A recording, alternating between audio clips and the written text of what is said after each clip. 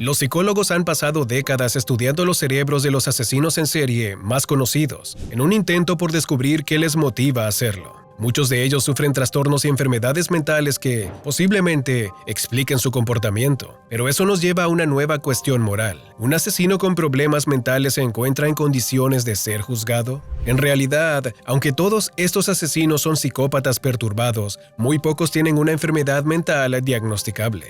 Prepárate, porque en este video analizaremos la otra cara de la moneda. Estos son 8 asesinos en serie que sufrían una enfermedad mental. Número 8. Christine Gilbert. Christine, enfermera de 33 años, madre de 2 niños y divorciada, era una mujer aparentemente normal que escondía un gran secreto. Era una asesina en serie. Todo empezó cuando un grupo de enfermeras relató en febrero de 1996 que tenían sospechas de que pudiera estar ocurriendo algo raro en el hospital. Estas dijeron que, cuando los pacientes estaban al cuidado de Gilbert, se producía un mayor número de muertes por ataques cardíacos. Comenzó, así pues, una investigación que llevaría a cabo la exhumación de los cadáveres y que culminaría con el hallazgo de epifedrina en sus cuerpos, un estimulante que puede causar un infarto. Christine fue condenada por el asesinato de 4 personas y por el intento de asesinato de otras 3 en el Centro Médico de Veteranos de Northampton, de Massachusetts. Pero, ¿qué le llevó a cometer aquellos asesinatos? Según las investigaciones, la enfermera había sido paciente de hospitales psiquiátricos de la zona y finalmente se le diagnosticó un trastorno límite de la personalidad. Una afección mental que provoca que la persona que la padezca sufra patrones prolongados de emociones turbulentas o inestables. Pero quizás, la principal razón habría sido su intento por llamar la atención de un oficial de policía con el que había mantenido una aventura. Número 7. Ed Gein. La infancia y la adolescencia son las 2 etapas claves en la vida de todo asesino en serie. En el caso de Edward Theodore Gein, más conocido como Ed Gein, no iba a ser menos. De padre maltratador y madre estricta y fanática religiosa, el joven engendró un complejo de Edipo que derivó en una obsesión por la sangre y la tortura. A pesar de haber cometido pocos asesinatos, Ed Gein ha sido conocido como uno de los asesinos en serie más despiadados de la historia, guardando en su casa el peor de los escenarios: restos de cuerpos humanos e incluso el cadáver de su madre, Augusta, en la cama. Tras varios exámenes psicológicos, los médicos concluyeron que Gein sufría esquizofrenia y por consiguiente no estaba en condiciones de asistir a un juicio. El juez encargado de su caso aceptó las recomendaciones de los expertos y Ed fue internado en el manicomio del estado por tiempo indefinido. Sus crímenes y la enfermiza relación que mantenía con su madre inspiraron novelas como Psicosis, de Robert Bloch, que más tarde sería adaptada al cine gracias a Alfred Hitchcock. Número 6. David Berkowitz, el hijo de Sam.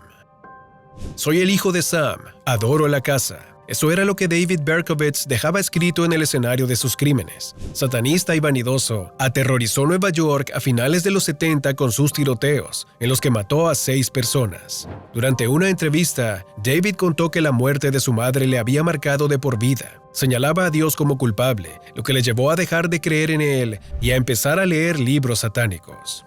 Asegura que todo comenzó el día en el que el perro de su vecino se convirtió en un demonio que le incitaba a matar gente. Y así lo hizo. Se dedicó a disparar a parejas en automóviles estacionados con un rifle de calibre 44, por lo que se ganó el apodo de El asesino del calibre 44. Sin embargo, tras la muerte de la última pareja, decidió dejar una carta en la escena del crimen y que firmó como el hijo de Sam.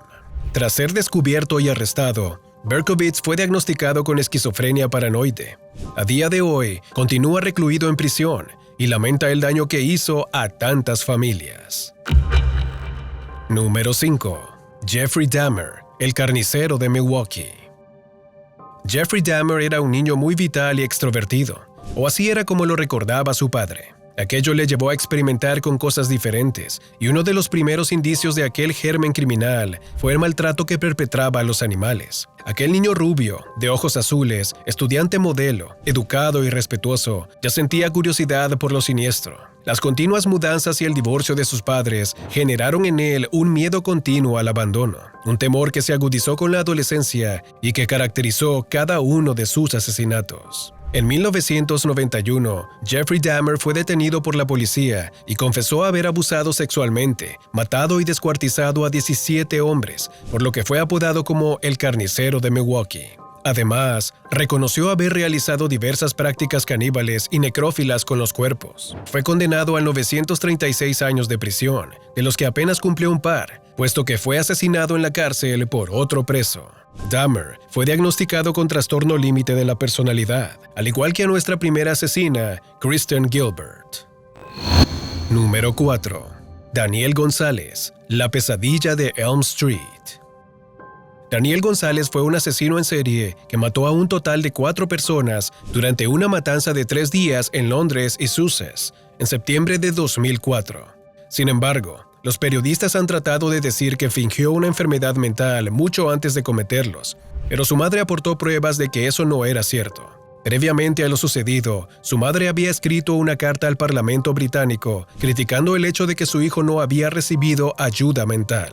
González se inspiró en películas de terror como Pesadilla en Elm Street o Viernes 13 para convertirse en un famoso asesino en serie. Se embarcó en una ola de apuñalamientos alimentados por el consumo de drogas, atacando a ancianos, enfermos y escribiendo acerca de sus experiencias en cartas que iban dirigidas a sí mismo. De hecho, se autodenominaba Zippy, su apodo anterior. Sus cartas indicaban que el joven realmente disfrutaba cometiendo asesinatos y que había sido una de las mejores cosas que había hecho en su vida. El joven, de tan solo 26 años, fue hallado muerto en su habitación del hospital Broadmoor, Inglaterra, posiblemente a causa de un suicidio. Número 3. Albert Fish, el vampiro de Brooklyn.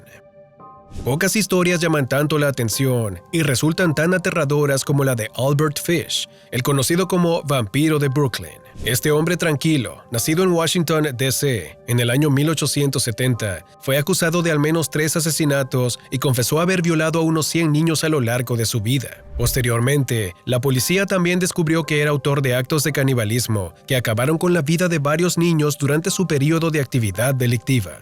Desde su nacimiento, la familia de Fish ya acarreaba un amplio historial de enfermedades mentales. Pero todo se torció aún más tras el fallecimiento de su padre. Entonces, su madre, sin $1, lo mandó a un orfanato. Cuando en 1917 su mujer lo abandonó por otro hombre, Fish juraba oír voces y, a los 60 años, comenzó a matar sin control. Trató de argumentar que estaba legalmente loco, pero el jurado que dictaminaría su sentencia decidió que tenía una personalidad psicopática sin psicosis, por lo que fue declarado culpable y condenado a muerte en la silla eléctrica. Número 2.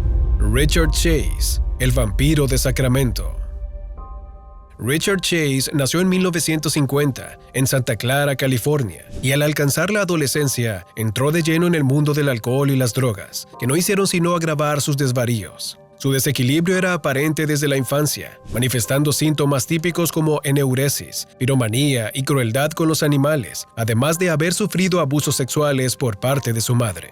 En 1977, Richard Chase estaba totalmente convencido de que sus órganos se desplazaban en el interior de su cuerpo, de que su corazón disminuía a causa de la falta de sangre y de que su estómago estaba pudriéndose. Es por eso, por lo que comenzó a obsesionarse con beber sangre de animales y devorar sus vísceras. Terminó siendo apodado como el vampiro de Sacramento e incluso como Drácula. El problema es que de los animales pasó a los humanos y llegó a acabar con la vida de 6 personas. El vampiro de Sacramento no negó nada. Al contrario, en su estrambótica confesión, afirmó que había una conjura para asesinarle en la que estaban implicados sus padres, Frank Sinatra, Hugh Hefner, la mafia y los alemanes. Número 1. James Holmes, el Joker de Aurora. El criminal más famoso inspirado por el Joker fue el joven James Holmes, autor de la conocida como Masacre de Aurora, el 20 de julio de 2012. Ese día, James entró en el cine Century 16 con una máscara de gas y con el pelo teñido de color rojo para simular una escena del cómic Batman. Detonó botes de gas lacrimógeno y disparó indiscriminadamente al público de la sala, acabando con la vida de 12 personas e hiriendo a otras 70. Según 2 agentes federales, Holmes se refería a sí mismo como el Joker. El joven fue sometido a distintas pruebas de inteligencia y el resultado fue que su coeficiente intelectual era de 123, demostrando que su inteligencia era muy superior a la de la media. Sin embargo, también fue diagnosticado con manía disfórica, un episodio depresivo grave acompañado de una psicosis maníaca. Aún así, el tribunal lo condenó a cadena perpetua sin posibilidad de libertad condicional. Como hemos comentado al inicio de este video, no todos los asesinos en serie tenían una enfermedad mental diagnosticada. Algunos se convirtieron en personajes tan importantes que han pasado a la historia como auténticos monstruos. ¿Te gustaría conocer más sobre estas historias? Si es así, echa un vistazo al siguiente video.